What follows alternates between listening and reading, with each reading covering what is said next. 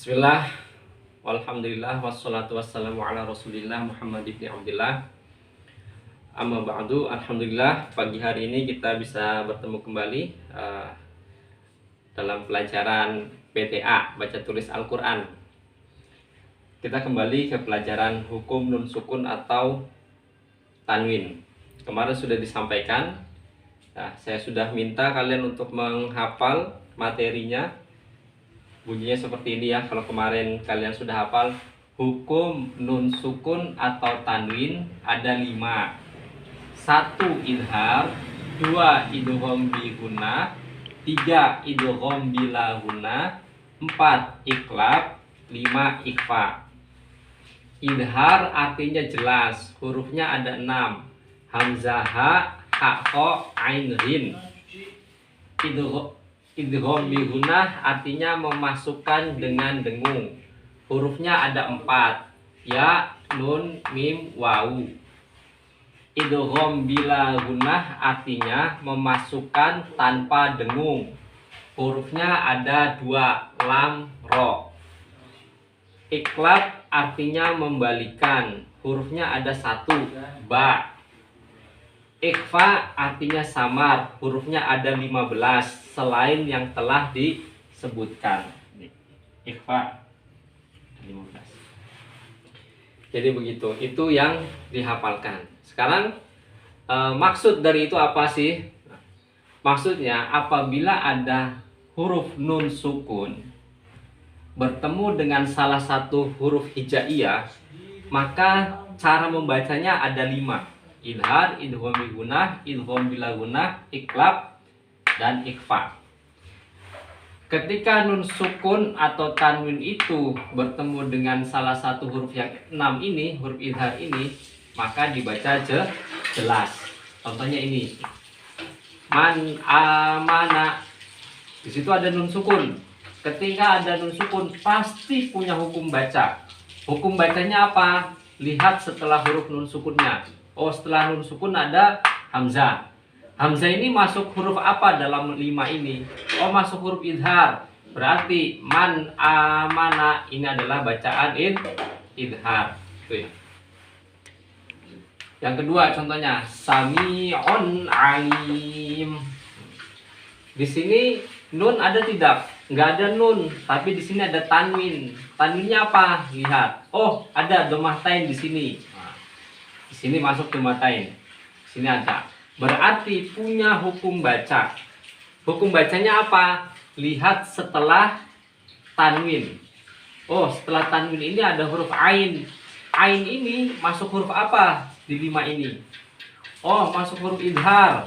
Berarti sami'un alim. Ini bacaan idhar. Idhar itu jelas artinya. Berarti bunyi nun sukunnya, bunyi n-nya, sami'un alim itu harus jelas gitu ya. Sami'un alim. Tuh. Nah, sekarang yang kedua, idgham bi gunnah.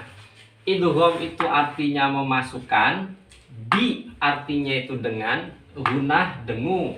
Berarti idgham bi gunnah artinya memasukkan dengan dengung. Contohnya apa? Hurufnya berapa? Ada berapa? 4. Ya, nun, mim, wawu. Jadi, ketika ada nun sukun atau tanwin bertemu dengan salah satu huruf ini, maka hukum bacanya adalah idgham bi gunnah. Dimasukkan dengan dengung. Contoh bacanya, famay ya'mal. Di sini ada huruf nun sukun. Berarti punya hukum baca. Hukum bacanya apa? Lihat setelah huruf nun sukunnya.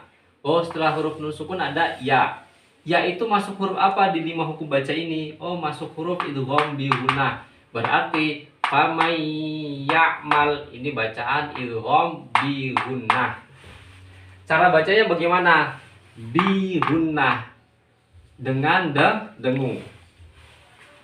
Idgham bi gunnah memasukkan dengan dengung. Huruf nunnya kita masukkan ke ya. Setelah dimasukkan harus dengan dengung. Contoh bacaannya famay ya'mal. Jadi dengung di ya-nya. Jangan cepat. famay ya'mal itu salah, kurang tepat. Kalau famay ya'mal itu kurang tepat. Yang lebih tepat agak lama didengungkan dianya. Famay ya'mal seperti itu. Ini namanya bacaan idgham bi gunnah. Itu contoh nun sukunnya. Kan contoh yang tanwin. Ada bacaan yauma idzi yasdurun nasu. Di sini ada tanwin. Mana tanwin? Nih. Ini kasroh tain. Ada kasroh tain berarti punya hukum baca. Hukum bacanya apa? Lihat huruf setelah kasroh tain ini. Oh, setelah kasroh tain ada huruf ya. Ya masuk huruf apa di sini? Di 5 hukum baca ini. Oh, ya masuk huruf idgham bi gunnah. Berarti ini bacaan idgham bi gunnah. Masukkan dengan dengung. Cara bacanya lama, dianya harus didengungkan. Yauma idzi yasdurun nasu. Yauma idzi yasdurun nasu. Lama dianya didengungkan. Beda dengan bacaan cuma ya ayyuhalladzina.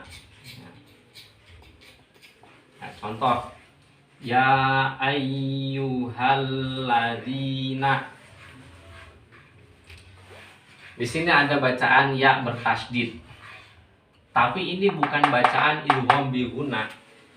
Jadi ini bacanya ya ayyuhalladzina. Langsung ayyuhalladzina. Itu yang lebih tepat.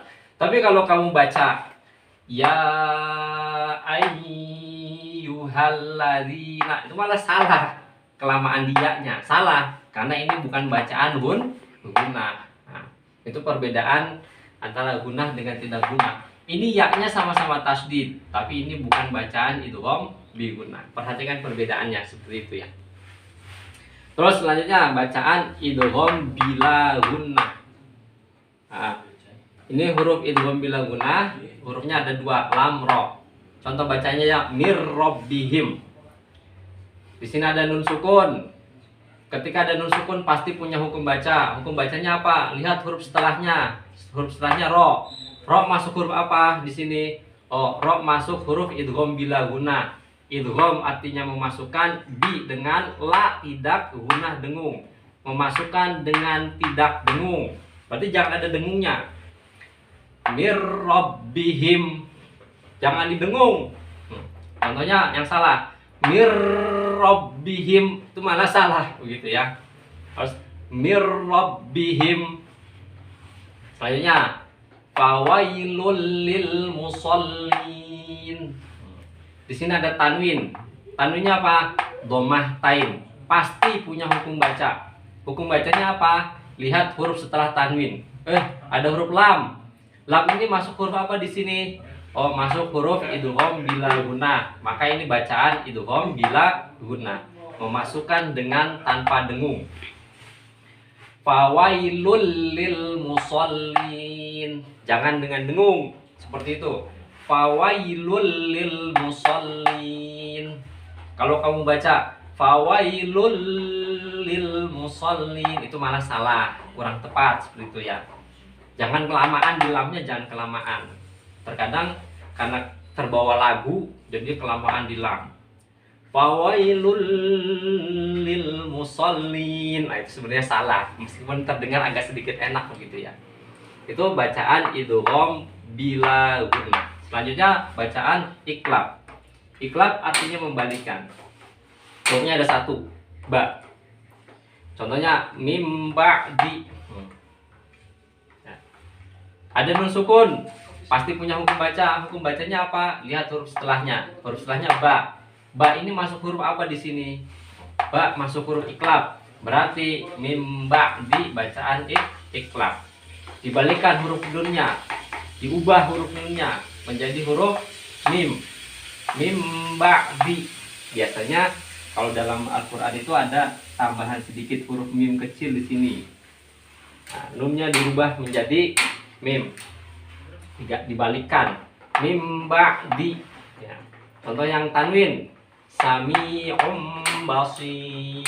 Ini menjadi huruf mim. Bukan sami'un tapi sami'um basir. Itu iklab. Selanjutnya adalah ikhfa. Ikhfa artinya samar. Hurufnya ada 15 selain yang telah disebutkan. Selain yang telah disebutkan itu ada apa aja? Contohnya ada ta ya. Sini ta. Ta ikhfa artinya samar. Bacanya samar. Apa yang disamarkan? Nun sukunnya yang samar. Ya. Contohnya min tahtihal anhar. Nunnya terdengar samar. Min tahtihal anhar. Jadi begitu. Cara bacanya gimana? Ketika kamu baca mil, nah, ketika dalam posisi samar itu, lidah sudah pada makhorijul huruf selanjutnya. Di sini ada makhorijul huruf ta, berarti mil itu ketika itu lidah sudah pada makhorijul huruf ta. Mil tahtihal anhar. Demikian yang bisa saya sampaikan. Nanti kalian saya kasih tugas ketika saya video call kalian nanti. Kamu siapkan contoh bacaan idhar, idgham bigunah, idgham bilagunah, iklab, dan ikhfa. Kemudian saya minta kamu untuk mempraktekkan bacaannya. Harus berbeda dengan yang ini. Contohnya bisa diambil dari Al-Quran. Demikian yang bisa saya sampaikan. Tunggu video call dari saya. Assalamualaikum warahmatullahi wabarakatuh.